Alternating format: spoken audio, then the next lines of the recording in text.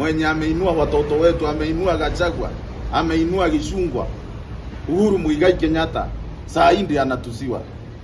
Watu wote wale wa Mount Kenya Uhuru alikuwa ameajiri, wale walifanyia hii Kenya kazi ambayo inaonekana, kazi ambayo hata Mungu alipitisha kwa maombi yetu, wamefutwa kazi kwa sababu serikali ya Ruto inapigana na watoto wa Mount Kenya.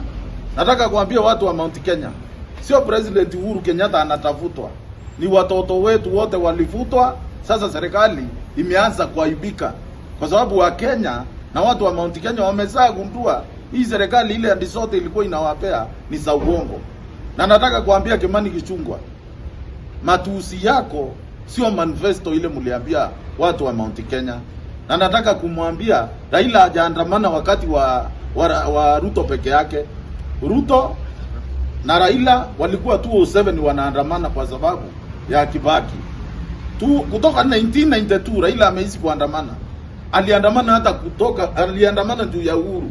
Sasa Uhuru atampea pesa aje mtu anajua maandamano? Na maandamano ya Raila inatusaidia sisi. Saa hii ndio walemavu kwa hii serikali ya Ruto, ndio mlemavu analipizwa ushuru. Kwani Mungu tulikufanya nini utupee serikali ya watu hawatuhurumii? Agenda pesa iliibiwa, asubuhi pesa iliibiwa.